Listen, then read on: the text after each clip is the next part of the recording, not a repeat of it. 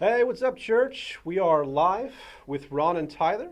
So we're going to have some fun today, seeing how many words Ron can get in with me. Stop talking. Right. Won't be many. Yeah, we're taking an over/under on bets. So if you like to sinfully gamble, you can put your wagers in now. Which suits me just fine. And also, if you have random questions for us about anything in life, Ron will attempt to answer them. So you can type those into the comments as we go. So, Ron, Yes. this is our first time on a show together. Yeah. Yeah, you tried to avoid being on these right. for as long as possible, and then Rick said, you have to do it. And Right. here we are. Yep. Let's talk about this. You have, now, I found this out recently, but you have lived in Myrtle Beach since 76. Right. So you've been here. 1976, not 1776. It's Not as quite that long. I'd rather pick on Mark for being old than you. It's not nearly as much fun to do it with you. He's I got think, nothing on me. Yeah, I think you'll snap back better than he will, though. So Yeah. it's a lot scarier. But so you've been in Myrtle Beach longer than I've been alive, Yeah. which is fun. So tell us, what is like over the years? I know I'm sure a lot of that has changed. But do you have like a favorite go-to place to eat in Myrtle Beach? Like just like as a sort of like local expert on, you've been around, seen a lot of these places. What's the best place to go? Well, it depends on seafood. I like Drunken Jack's. Yeah. Yeah, that's my fave for seafood. For steaks and that sort of thing, I like Flamingo Grill. Flamingo Grill. Yeah. Okay. Yeah. Put a plug in for. What's a good just secret place that you know that maybe a lot of people don't know about, but just like it's like a little hidden, any hidden gem places to eat? Oh yeah, I like Mr. Fish. Ooh, yeah. Mr. Fish. That's a little hole in the wall, by the way. Mr. Fish is the hole in the wall. Mrs. Fish is the actual nice restaurant, right? Yeah. Nice. Yeah, that is good. I don't hold anything against Mrs. Fish personally, but I like Mr. Fish. That's hard to find. Yeah. You blink when you're driving past it, you missed it. Right. Yeah. Right. That is a good place. All right, so food. There's some good suggestions for you. You always got to talk about food, otherwise you just never know what a person's like. Yeah. So we were talking earlier just about just kind of the roles of relationships in the church, and just specifically just kind of the passion and focus that you have kind of with family and what that kind of I know with Carolyn and them building up this family focused ministry and stuff like that. But let's talk a little bit about just kind of I guess that role in your life and how that kind of works.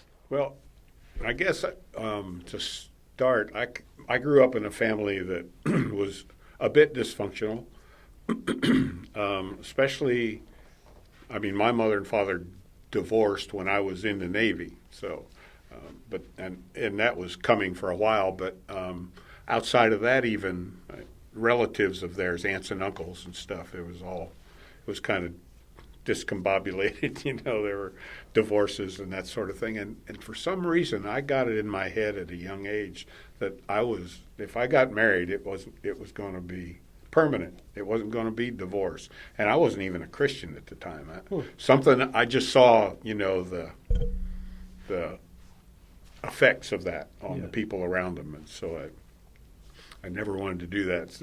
So I got married at a late age. I was 29 when I got married, and oddly enough, my two kids, Stephen and Jennifer, were both 29 when they got married. That was kind of strange. It's like a Ford family tradition. Yeah, I guess. At least our side of it, anyway. So, yeah. And Kathy and I have been married since 1979. And we raised our family here. Her dad was a minister, and family was everything. Her family was really tight knit. When Sunday after church or any kind of holiday or any birthday, it was the whole clan got together, and that sort of thing, which was different than what I was used to growing up, and I loved it. It's a great thing. So yeah, family is very important.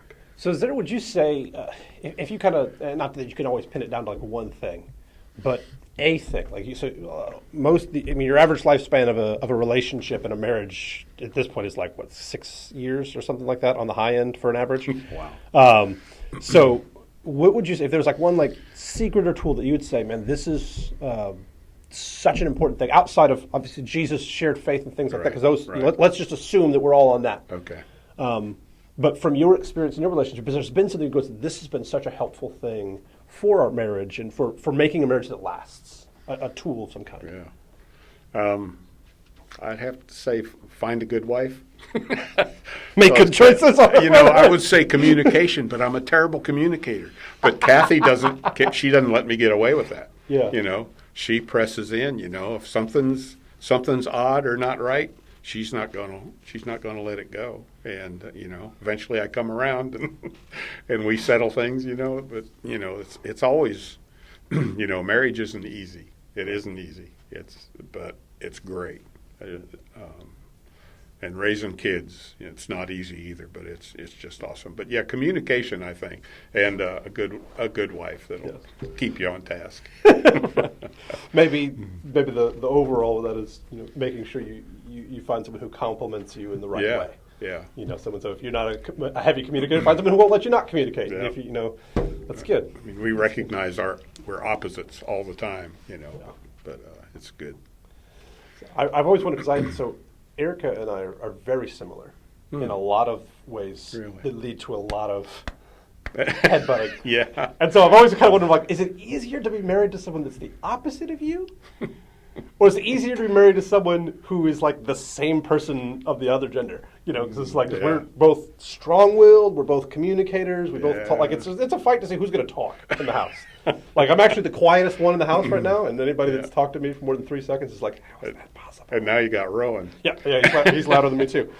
So, but I've always wondered, like, I wonder which one of those is actually, because when you're different, you can appreciate the differences, the strengths and weaknesses, but there's also frustrations in like, why would you do this? Yeah. When you're the same, it's like the frustration is like, why are you being just like me?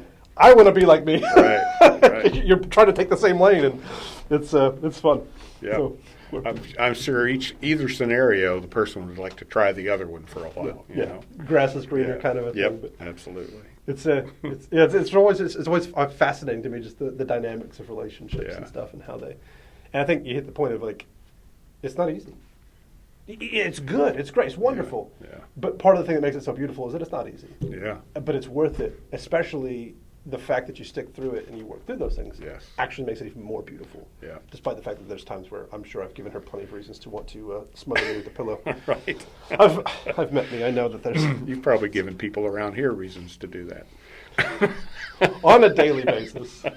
Even Justin, who's like, doesn't want a confrontation. It's like, I'd smother you. Just give me a reason. He's like, just look the other way for a second, so I don't have to look at you while I do it. And I don't even try to. I'm like, I try to be like, I'm sitting like, sure. I just can't help myself. Yeah.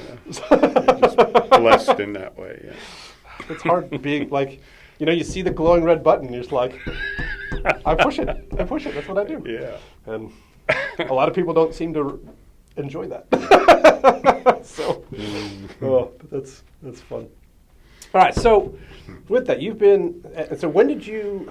We talked about this on before, but when did you get into church pretty holistically? Like when you kind of dive into that?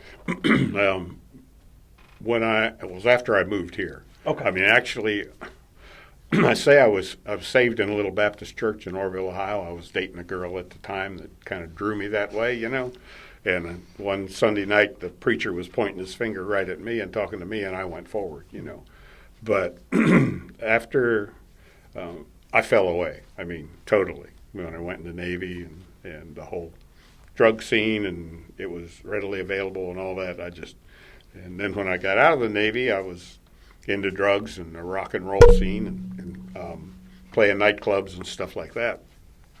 Looked like Johnny Winter with long blonde hair. But I need photos of this. Yeah. Are there pictures? There are none, no. I destroyed them all. Of all the times for the internet to fail you. Gosh, I want to see that in pictures. But when I moved here, the job that I had, I ended up working for a guy that was a born-again believer. And I knew there was something different about him, and he actually drew me back and started going to this little church, startup church that he was going to. Happened to be Kathy's dad was the pastor. Oh. So that's how I fell into that romance. Yeah. Yeah. Going from falling out of to dating the pastor's daughter. That's a brave switch. That's for sure. That was a biggie. Yeah. But, so what about How long ago was that? That was in 70. Well, I moved here in 76, and it was shortly after that I started. Okay. Yeah, in fact, that fall or this next spring, I started going to church with Richard, the guy that I worked for, and got involved there. So you've been in the church scene still a considerable length of time. Yeah. From 76. So what would you say, just from where things were back then? And I know that the world has changed a lot, society changes a lot, but is there something just kind of like, I miss this, or I feel like the modern church kind of is missing this thing that maybe you used to have, or maybe just what you see, like when you look at it today going, this is the biggest thing that I wish we had that I just don't see as much as I would like? I think we try to hit on the small groups a lot. And, when you're in a startup church, it is close-knit and everybody's, and this used to be that too, Carolina Force. So it's important to be involved in the small groups. But I think one of the big things that's missing is the, men being involved as much as they should. I think it's hard to reach us guys. It really is, and I don't know. It's just a difficult task to draw men in. It's not an atmosphere or a setting that most men enjoy that much. Right. It's not exciting enough, maybe, or it doesn't maybe necessarily like immediately appeal to the masculine nature. Yeah. When you could be staying at home watching football or Yeah. something like that. Yeah, I got to disclaimer this because we were talking about it earlier, but this is not a position not something that I'm making. But there's a church out, I think it's out in California, and their unofficial slogan was, "We target the men because women are easy." And you go, well, that's you got to have a certain degree of of skill with people to be able to pull that line off. Right. And I'm not endorsing that that's a statement that you should Right. make, but the philosophy of we're targeting men because we believe it's better for the whole family, and we know that that's the harder group to reach. Absolutely. Because and I've started thinking about that, and through my ministry experience and just my time in this is going. I've seen countless women that come to church with the kids, husband stays at home, which to me is kind of heartbreaking. Yeah. Because you're missing that the one that's supposed to lead and the one that's supposed to kind of set that and be that example and be that at home is the one that's the least involved in that community that's so shaping.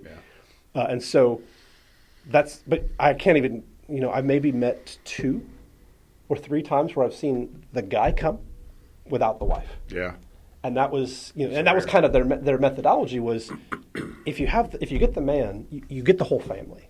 Yeah. Because it's very rare that the whole family doesn't come. And there is something about church and community that naturally, I think, does have a little bit more natural appeal to women in that community and that bonding and stuff like that. For guys, it takes a little bit more work, and our programming doesn't always create that. Yeah.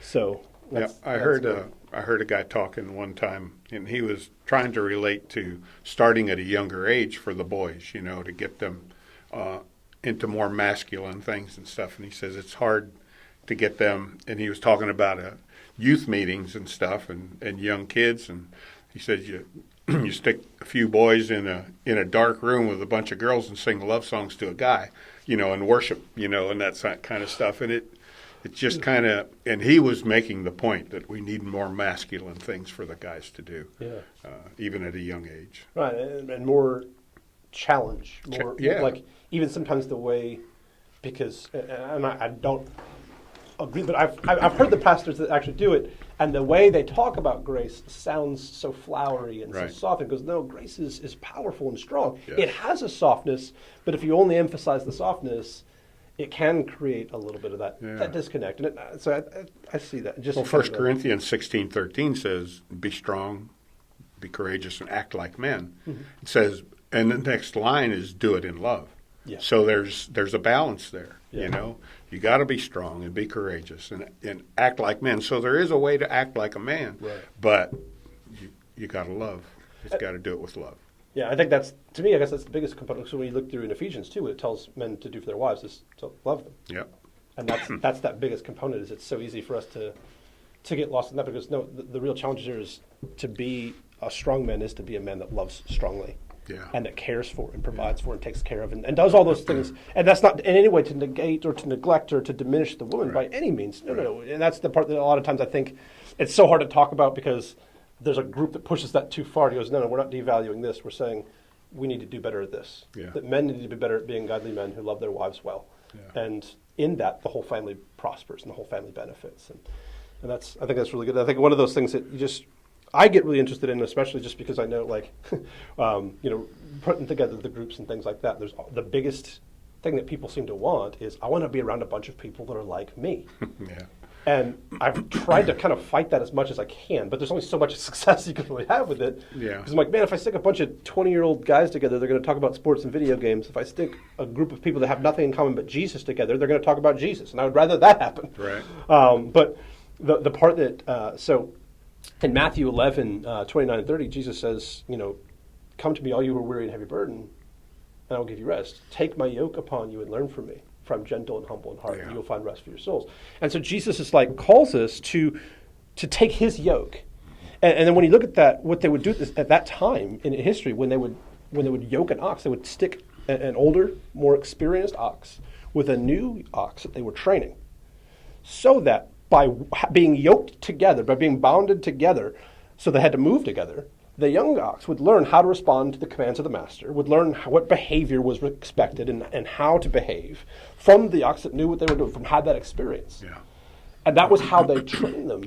And that's what Jesus advised us to do, is, hey, yoke yourself to me, I'll show you how to do this. Yeah. But there's also this commission in Scripture for us to yoke ourselves to each other, right? For older men to teach younger men, for older women to teach younger women. And it seems like, to me, I would say that's one of the things that we seem to have really lost, is that desire and passion for mentorship. Yeah. And I think of so the character Timothy in Scripture, he gets two letters written to him from Paul. But if you look at the story of Timothy's life, Paul found Timothy when he's 16. Timothy gets invited to travel with Paul and to be his ministry companion. And he's excited, and he wants to go do that.